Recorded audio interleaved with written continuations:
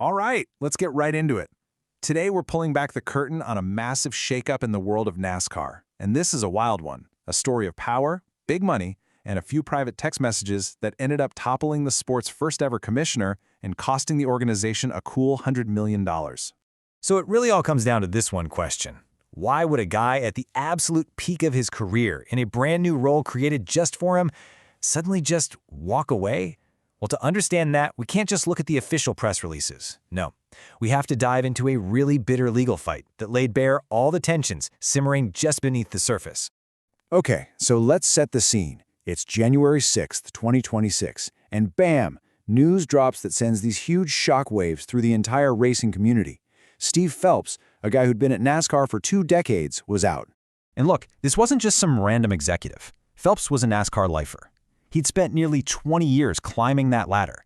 In 2025, he gets this historic, brand new title, Commissioner. First one ever. He was the guy.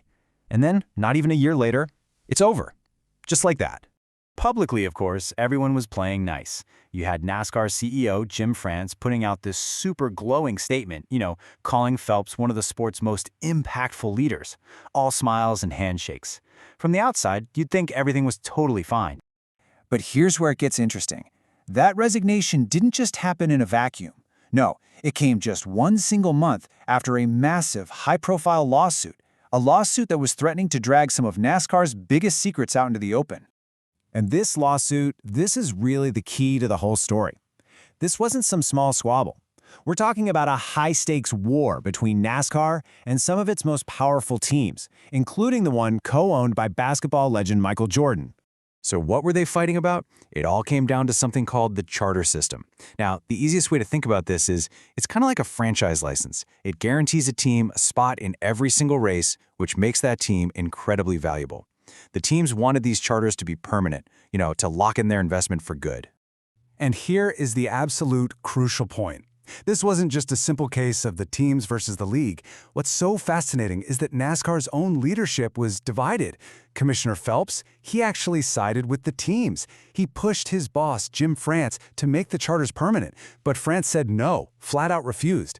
And that refusal is what lit the fuse on this massive lawsuit. So what happens when you file a federal lawsuit? A little process called discovery. This means both sides have to hand over everything, all their private communications, emails, documents, and yep, you guessed it, their text messages. And what was hiding in those messages was about to seal Steve Phelps's fate.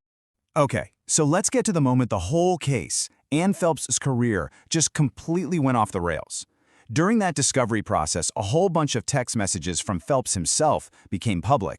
And the language in these texts, wow, it was truly awful.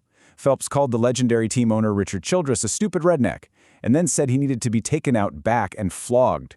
I mean, this is so far beyond a corporate disagreement. This is personal, it's offensive, and now it was a public record for everyone to see. And this really gets to the heart of it, doesn't it? On one side, you've got this polished public image of an impactful leader. And on the other, you have this private, ugly contempt for one of the sport's icons. That contradiction, well, it was just too big to survive. So once those texts were out, the damage was done. NASCAR leadership knew they had no chance of winning in the court of public opinion, and probably not in a real court either. So they moved fast to stop the bleeding, but it was going to cost them. A lot. The total bill for this whole legal mess, it's estimated to be over $100 million. That is a staggering price to pay for a fight that exposed just how dysfunctional things had become at the very top. So how did it all shake out? Well, the teams pretty much won. NASCAR settled the case super quickly, the charters were given back, and everybody released a nice joint statement about moving forward together. But come on, after losing $100 million and being publicly embarrassed like that, the France family, who owns NASCAR, wanted someone to take the fall. And that person was the commissioner. Which brings us right up to today. With its first ever commissioner out the door in less than a year, where does one of America's biggest sports possibly go from here?